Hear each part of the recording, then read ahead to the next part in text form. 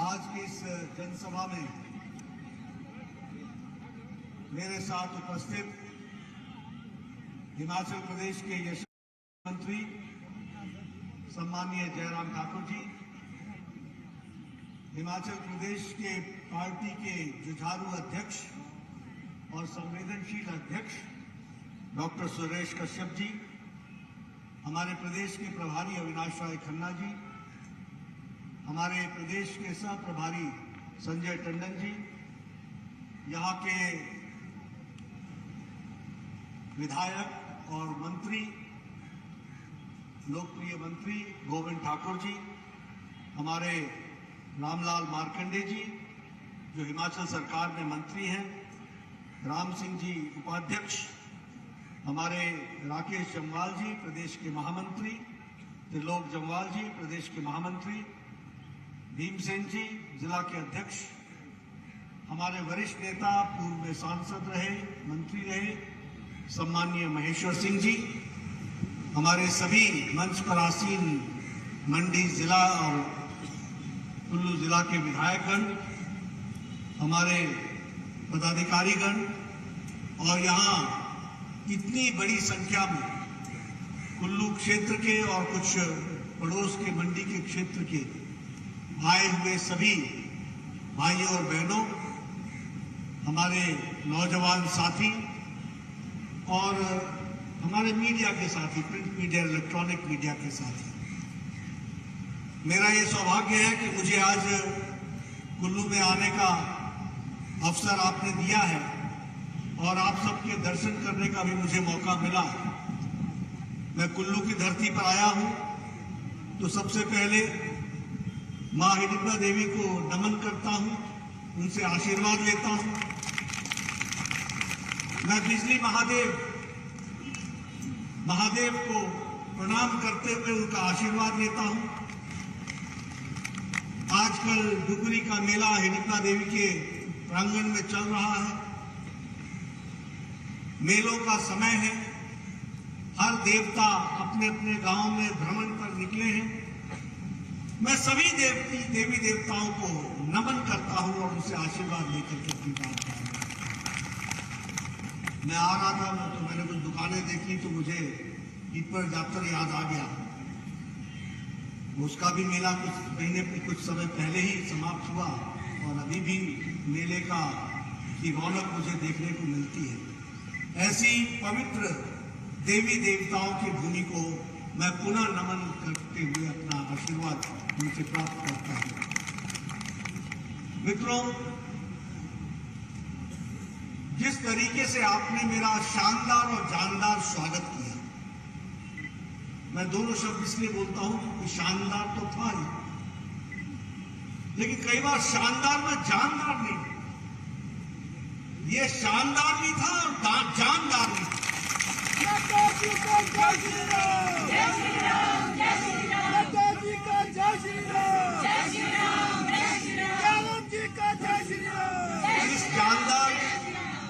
इस जानदार स्वागत के लिए आप सबको मैं तहे दिल से धन्यवाद देता हूं। और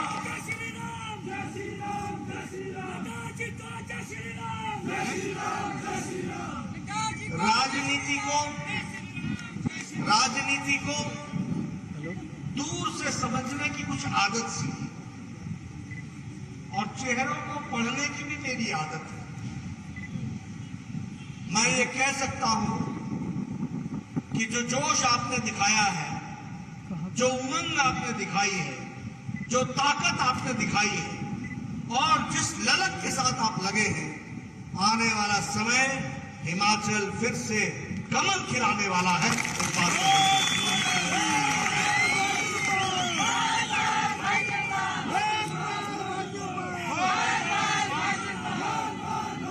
मुझे पूरा विश्वास है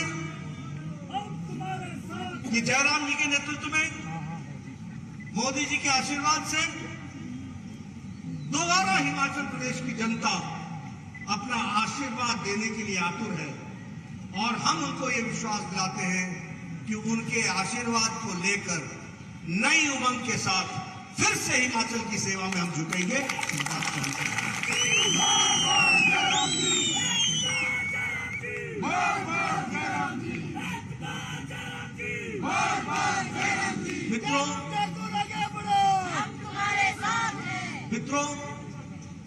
जनता का आशीर्वाद मिले क्यों ना, क्यों ना मिले। मैं जयराम जी को सुन रहा था, राकेश जम्वाल जी मंच संचालन कर रहे थे, दोनों ही, और सुरेश कश्यप जी को हमने सुना। सभी ने अपने वक्तव्य में एक बात पर जोर दिया कि हमने हिमाचल की जनता के लिए मोदी जी ने हमने क्या क्या किया है। आप बताइए, कोई कांग्रेस की सरकार 5 साल बाद जनता के बीच में जाके ये हिम्मत रखती है कि वो कहे कि हमने ये किया है? कह सकती है क्या? कह सकती है क्या? कांग्रेस में हिम्मत ही नहीं है कि वो जनता के सामने जाकर छाती ठोक के बोले कि हमने जो कहा था वो किया है। ये हिम्मत है तो सिर्फ भारतीय जनता पार्टी में है।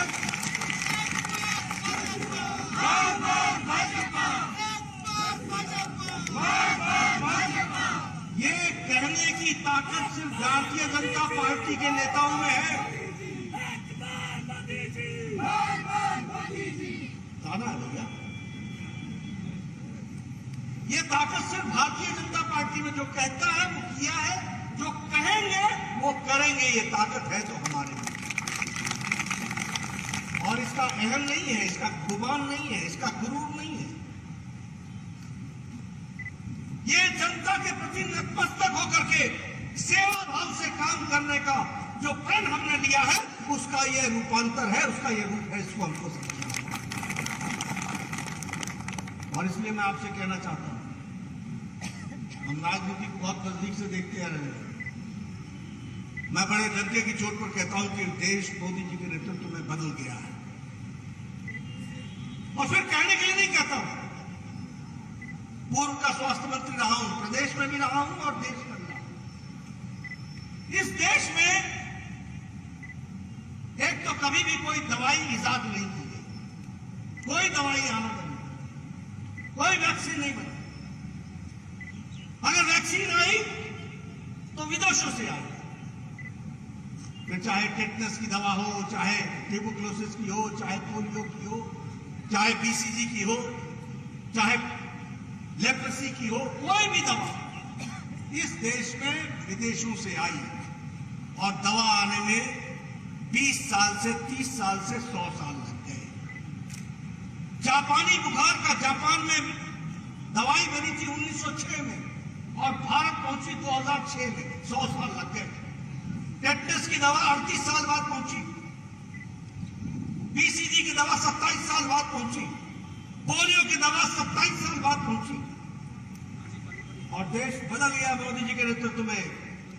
2020 की जनवरी में कोरोना आया, 2020 के अप्रैल में दवाई बनाने का भारत सरकार ने ठानी और 9 महीने के अंदर एक नहीं 2-2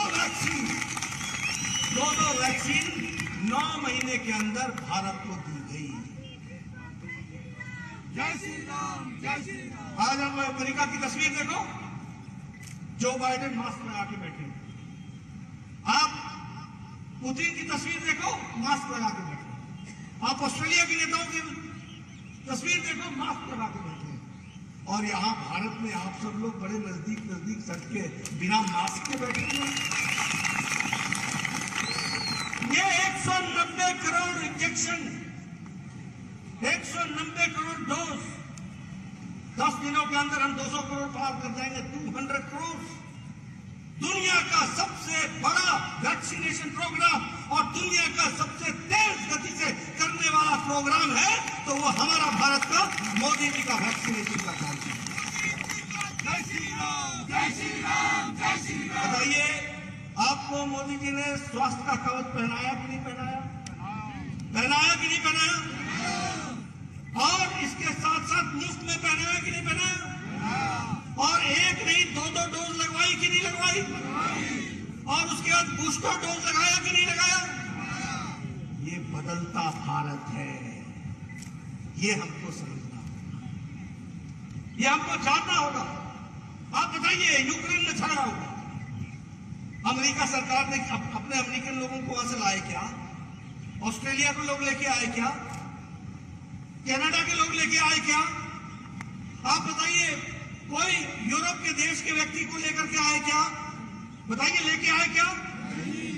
और मोदी जी ने पुतिन से बात की कि नहीं की? युद्ध को रुकवाया कि नहीं रुकवाया? ज़ेलेंस्की से बात की कि नहीं की? युद्ध को रुकवाया कि नहीं रुकवाया? अपने बच्चों को वहां से निकाला कि नहीं निकाला? 23,000 बच्चों को 114 फ्लाइट में मुफ्त 1 महीने के अंदर भारत सुरक्षित पहुंचाया। ये बदलता भारत, ये है बदलता भारत। और तो और दूसरे देश के भी सज्जन भारत का तिरंगा लेकर के निकले यूक्रेन की सड़कों पर, और तब जाकर के उन्होंने भी अपनी जान बचाई। ये आज भारत का झंडा है, ये हमारा तिरंगा है, ये हमारी ताकत है। इसलिए जब मैं इन बातों को आपके सामने रखता हूं, तो मैं इन बातों को इसलिए रखता हूं क्योंकि देश बदल चुका है। आप बताइए, गांधी जी ने खादी शुरू किया था कि नहीं किया था? किया था। 70 साल कांग्रेस खादी खादी बोलती रही। इस साल 1,15,000 करोड़ रुपए का मोदी जी के आह्वान पर वोकल फॉर लोकल, देश का कपड़ा पहनो, खादी पहनो, आज 1,15,000 करोड़ रुपए का जो बिजनेस है वो खादी ने आजाद भारत में पहली बार इतना बड़ा किया है। इसको भी हम किया। और अब वो फास्टेस्ट मूविंग कंज्यूमर गुड बन गया, सबसे तेज की गति से कंज्यूमर गुड बन गया। वो उस श्रेणी में आकर के खादी कांग्रेस ही कहते रहे, और खादी का को प्रयोग में नहीं लाए, खादी को बढ़ाने का काम किया तो वह भी मोदी जी ने किया। अगर हम बात करें तो आपके ध्यान में आएगा कि आज भारत मांगने वाला देश नहीं है, देने वाला देश है। आज भारत इंपोर्टर नहीं है, एक्सपोर्टर है। $400 बिलियन का एक्सपोर्ट किया है भारत को, $400 बिलियन। ये कोरोना के बाद आज हमारा ग्रोथ रेट मूडीज के अनुसार 8.4% पर चल रहा है। इतनी बड़ी कोरोना की त्रासदी के बाद भारत फिर से चल पड़ा मोदी जी के नेतृत्व में, और उसका ग्रोथ रेट 8.4%। आपको जानकर के खुशी होगी कि आज भारत में जब हम 400 बिलियन की बात करते हैं, वहीं हम आपको यह भी बताना चाहते हैं कि प्रधानमंत्री गरीब कल्याण अन्न योजना में 80 करोड़ की जनता को 5 किलो गेहूं, 5 किलो चावल, 1 किलो दाल ये देकर, राशन पहुंचाकर अति गरीबी की रेखा को भारत ने 1% से नीचे रखा है। इसको भी हमको ध्यान रखना। और 12% लोग इंटरनेशनल मॉनिटरी फंड के अनुसार, उनके अनुसार 12% लोग गरीबी की रेखा से निकल चुके हैं, और वो उसकी रेखा से ऊपर आ गए। ये बदलता भारत है। अब यहां पर मैं एक बात जरूर बताऊंगा और आपसे पूछूंगा कि क्या हमने स्वच्छता अभियान में टॉयलेट्स दिए कि नहीं दिए? क्या हमारी सरकार ने सब गांव में बिजली पहुंचाई कि नहीं पहुंचाई? हर घरों को बिजली पहुंचाई कि नहीं पहुंचाई? बैंक के खाते खुलवा करके 100% सैचुरेशन किया कि नहीं किया? ये सब करने में क्या कभी किसी से पूछा किसकी जाति क्या है, किसका धर्म क्या है? हमने एक ही बात कही, सबका साथ, सबका विकास, सबका विश्वास और सबका प्रयास। इस मंत्र को लेकर के हम लोग चले, और उसको हम आगे बढ़ाने के लिए नए नए कार्यक्रमों को आगे बढ़ाते हुए हम चल रहे हैं। आज हम स्टार्टअप्स में दुनिया के सबसे बड़े इकोसिस्टम बन गए हैं। 2014 में 500 स्टार्टअप थे, आज 68,000 स्टार्टअप हैं, और आज 100 से ज्यादा यूनिकॉर्न्स हैं। यूनिकॉर्न का मतलब होता है अपने बिजनेस को जो शुरू किया है उसका साल का टर्नओवर 100 करोड़ से ऊपर चला गया। यानी 100 ऐसी कंपनियां हैं जो 100 करोड़ से ऊपर का बिजनेस कर रही है। यह है बदलता भारत, जिसको हमको ध्यान रखना चाहिए। अभी जयराम जी चर्चा कर रहे थे, मैंने तो आपको कहा कि आपके शानदार और जानदार अंदाज से मुझे दिसंबर का अंदाज दिख रहा है, मुझे चुनाव दिख रहा है। लेकिन मैं आपसे पूछना चाहता हूं, आज से 3 महीने पहले, 4 महीने पहले आपका ही फोन आता था, नड्डा जी कहां हो? मैं कहता था मैं यूपी में हूं। क्या हो रहा है यूपी में, क्या होगा? मैंने कहा सब ठीक होगा। नहीं नहीं, इधर तो बहुत कुछ बता रहे हैं, बहुत गड़बड़ है। क्या होगा उत्तराखंड में? मैंने कहा ठीक होगा। नहीं नहीं, इधर तो गड़बड़ बता रहे हैं। क्या होगा गोवा में? मैं कहता था ठीक होगा। नहीं नहीं, यहाँ तो गड़बड़ बता रहे हैं। मैंने कहा कौन गड़बड़ बता रहे हैं? बोले यहाँ लगे हुए, कई लोग लगे हुए, ऐसी चर्चा हो रही है, हम तो घबराए हुए हैं। मैंने कहा दिल थाम के बैठो, मोदी जी के कार्यक्रमों पर सभी जगह की जनता ढंग से मोहर लगाएगी और जिताकर के ऊपर देगी।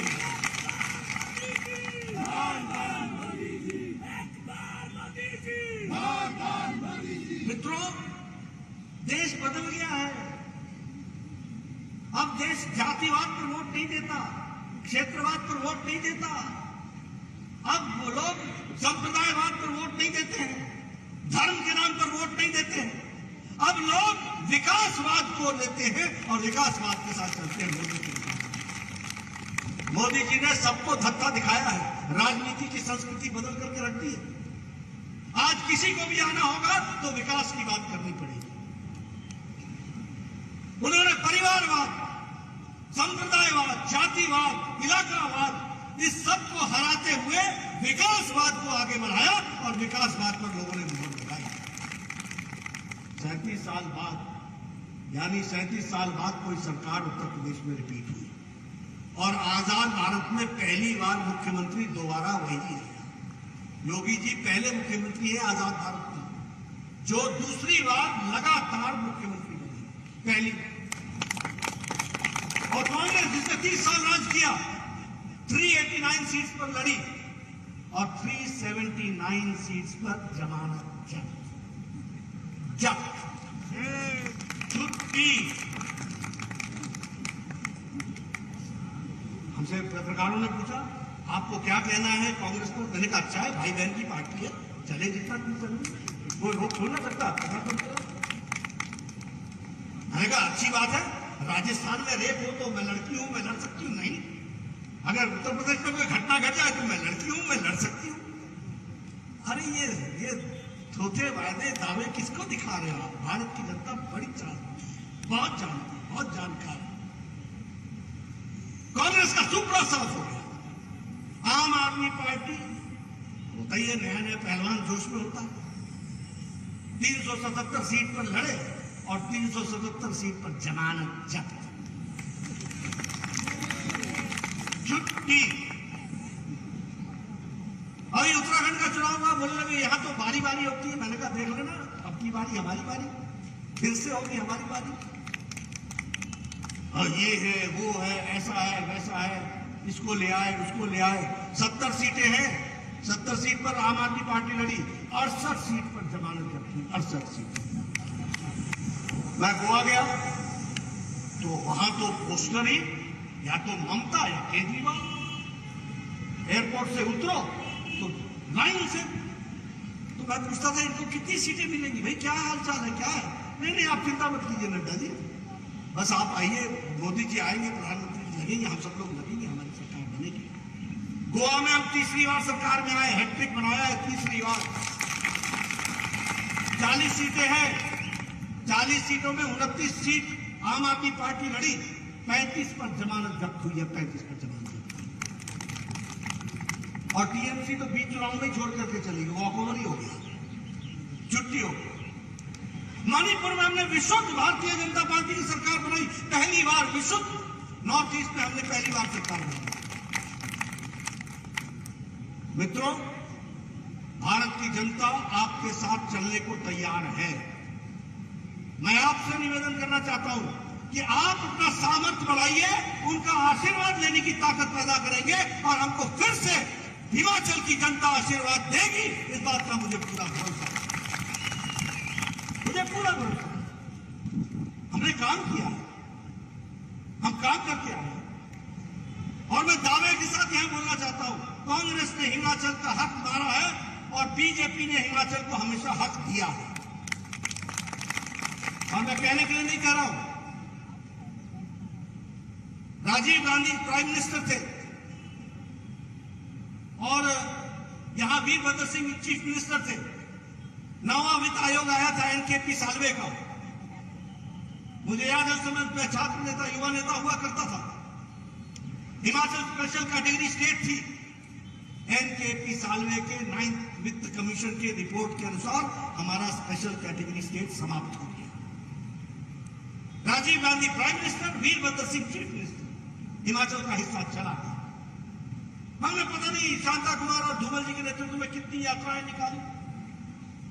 महेश्वर जी को याद होगा न्याय यात्रा की थी, दिल्ली में गए थे गर्मी में, हमारे कुल्लू के लोग पूरे तैयारी से गए और उस गर्मी में, हाँ चोले में पूरे में गए वो सब, वहां उस गर्मी में हम लोगों ने अपनी बात रखी, कोई सुनने को तैयार नहीं था। मोदी जी आए 2014 में, आपने किसी ने भी एक कागज नहीं मोदी जी को निवेदन किया, कोई मेमोरेंडम नहीं दिया। मोदी जी हमारे प्रभारी थे, हिमाचल को चाहते थे, हिमाचल उनका दूसरा घर है। जैसे ही प्रधानमंत्री बने उन्होंने फिर से हिमाचल का हक रिस्टोर कर दिया और स्पेशल कैटेगरी स्टेट दे दिया। अब सेंट्रली स्पॉन्सर्ड स्कीम में, केंद्र की स्कीम में हिमाचल सरकार को सिर्फ 10% देना पड़ता है, बाकी 90% भारत सरकार खर्च करती है। और वीरभद्र के राज में और राजीव गांधी के राज में 60 उनको खर्च करना पड़ता था, 40 हम करते थे। लेकिन मोदी जी ने हम लोगों को इससे निजात दिला दिया। 90% वो खर्च करेंगे, 10% हम खर्च करेंगे। ये फर्क ला करके खड़ा। आप बताइए, अटल जी यहाँ आए थे, उन्होंने यहाँ इंडस्ट्रियल पैकेज दिया था कि नहीं दिया था? दिया था कि नहीं दिया था? ये बत्ती उनके कारण बसा था कि नहीं बसा था? ये डमटाल उनके कारण बसा था कि नहीं बसा था? ये जितने भी इंडस्ट्रियल एरिया बने, डाडा सिपा, ये सब उसी समय बसे थे कि नहीं बसे थे? और जैसे ही मनमोहन सिंह की सरकार आई, इन्होंने वो पैकेज वापस ले लिया। ये है कांग्रेस का इतिहास। और क्या कहा कि नहीं जी, हरियाणा में नहीं है, पंजाब में नहीं है ये पैकेज, वहां हमारी कांग्रेस की सरकार है, यहां भी हमारी कांग्रेस की सरकार है, तो हमने कहा उनको भी दे दो पैकेज। तो देने का काम नहीं सीखा है, लेने का काम सीखा है। ये आज अलग बात है कि न हिमाचल में, न हरियाणा में, न पंजाब में कहीं भी कांग्रेस की अब सरकार नहीं है, उनको छुट्टी कर दी गई, गुड बाय कह दिया गया। ये भी हमको ये बदलता हुआ, ये बदलती हुई तस्वीर, विकास के नए नए आयाम हम लोगों ने खड़े किए। आपको दूर क्यों जाना? आप बताइए, अटल जी ने ये अटल टनल का शिलान्यास किया था कि नहीं किया? 2003 में शायद किया था, 2003 में किया। अटल जी ने शिलान्यास किया, बाद में हमारी सरकार चली गई, कोई काम नहीं हुआ उस पर। मैं बार बार इस बात को कहता हूं, मैं गया था उनसे मिलने मनाली, जब वो प्रधानमंत्री नहीं रहे थे तो वो आए थे यहाँ, शायद ही 2005 की बात होगी, 4 की 5 की। उन्होंने मेरे से पूछा ये रोहतांग टनल का क्या हो रहा है? तो मैंने कहा कि अभी तो काम रुका हुआ है। तो अटल जी ने कहा था, वो शिलान्यास, वो शिला मेरे दिल पर पत्थर है। ये बात उन्होंने कही थी। मोदी जी बगल में बैठे थे, वो हमारे प्रभारी थे। मोदी जी बोलते नहीं है, चुप रहते हैं, लेकिन उन्होंने उसी दिन ठान ली थी। और जिस दिन वो प्रधानमंत्री बने, उन्होंने उसी दिन अटल टनल का रिव्यू किया और वॉर स्केल में काम चलाया। और 2017-18 में अटल टनल हिमाचल की जनता को और भारत की आर्मी को सुपुर्द किया गया, और उसको आज हमारे लिए एक तरीके से वरदान साबित हो रहा है। कैसे हम हिमाचल को भूल सकते हैं? क्या किया था कांग्रेस के लोगों ने? और मैं जिन बातों को बोल रहा हूं, मैं चाहूंगा पत्रकार मेरी बात को बारंबार उठाए। कोई भी कांग्रेसी नेता है तो उससे पूछे, क्या किया था तुमने स्पेशल कैटेगरी स्टेट का? क्या किया था तुमने इंडस्ट्रियल पैकेज का? क्या किया था तुमने अटल टनल का? ये कोल डैम और ये सैंड में जो डैम है, सैंड में जो पावर का, क्या नाम उसका, पार्वती प्रोजेक्ट, किसने किया शिलान्यास? 20 साल से लटका हुआ था, 20 ईयर्स। अटल जी ने इसका शिलान्यास किया। महेश्वर जी उस दिन उपस्थित थे, इसको अटल जी ने शिलान्यास किया। हम सब लोग उस समय मंत्री के रूप में उपस्थित थे, और उसका श्री गणेश किया तो नरेंद्र मोदी जी प्रधानमंत्री के रूप में उन्होंने किया। अभी पीछे दिसंबर में आए थे 2021 के, 11,000 करोड़ रुपए का प्रोजेक्ट का उन्होंने शिलान्यास किया, सारे डैम्स का उन्होंने शिलान्यास किया।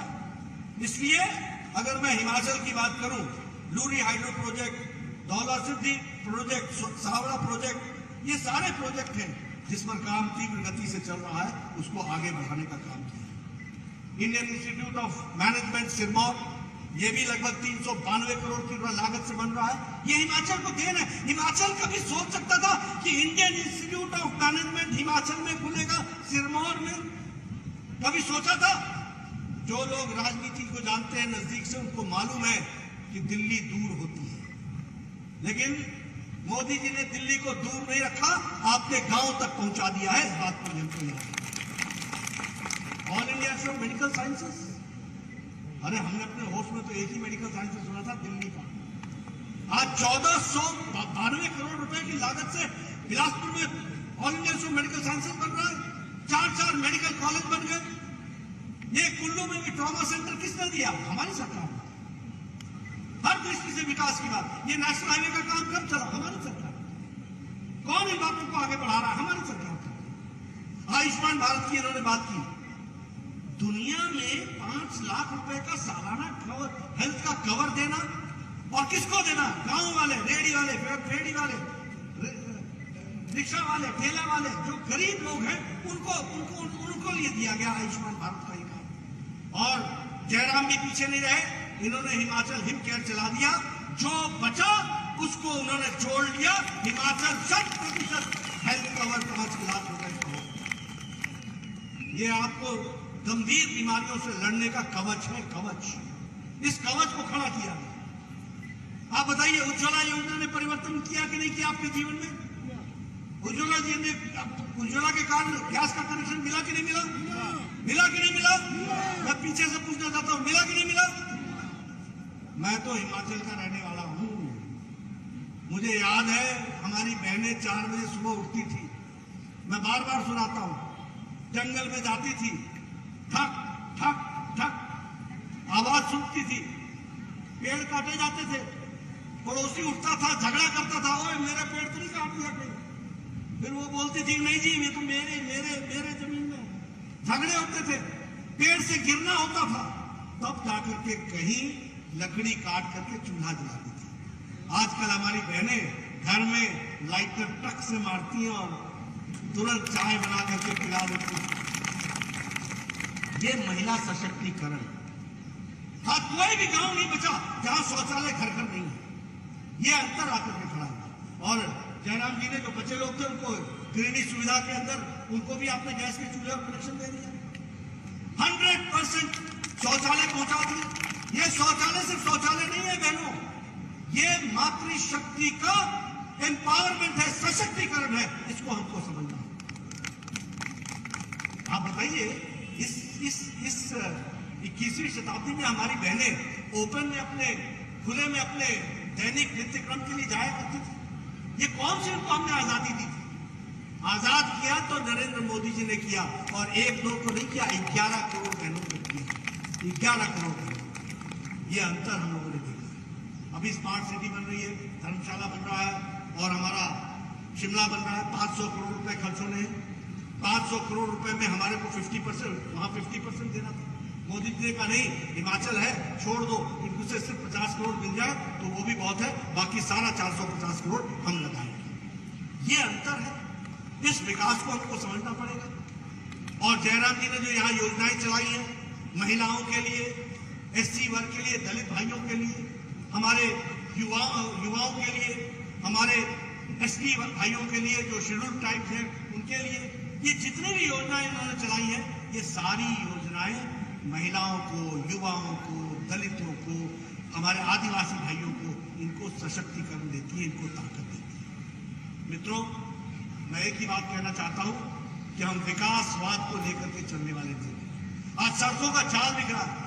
6,000 से ज्यादा 5 साल में जयराम जी ने ग्रामीण सड़कें बनाई है। 6,000 किलोमीटर से ज्यादा जयराम जी। आप समझिए कितने गांव जोड़े गए होंगे, किस तरीके से। और जहां सड़क नहीं बनी है वहां इसलिए नहीं बनती है क्योंकि लोगों ने जमीन देने से इनकार किया।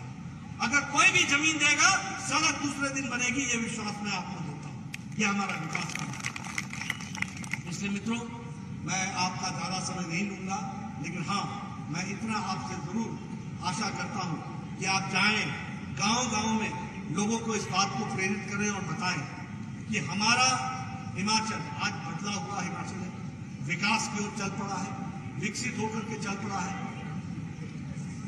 विकसित होकर के चल पड़ा है और तीव्र गति से इसको हमको आगे बढ़ाना है। हम इसमें अपना योगदान कैसे कर सकते हैं? इसीलिए मैं सिर्फ अंत में आपको एक निवेदन करने आया हूं। मैं बार बार आपके बीच में आता रहूंगा, आपसे मिलता रहूंगा, लेकिन इस समय आपको मैं सिर्फ निवेदन करने आया हूं कि आप भारतीय जनता पार्टी के कमल के निशान को आशीर्वाद दें, हमारे हाथ मजबूत करें, कमल के निशान को मजबूती प्रदान करें और विकास में अपना योगदान आगे बढ़ाएं, उसको पूरी ताकत प्रदान करें। ये आपसे मैं निवेदन करने आया हूं। मुझे पूरा विश्वास है कि आप मेरे संदेश को गांव-गांव तक पहुंचाएंगे, लोगों को बताएंगे, उनका आशीर्वाद प्राप्त करेंगे और फिर एक बार भारतीय जनता पार्टी का परचम हिमाचल में भी लहराएगा। यही आशा के साथ बहुत बहुत धन्यवाद। जय भारत, जय हिंद।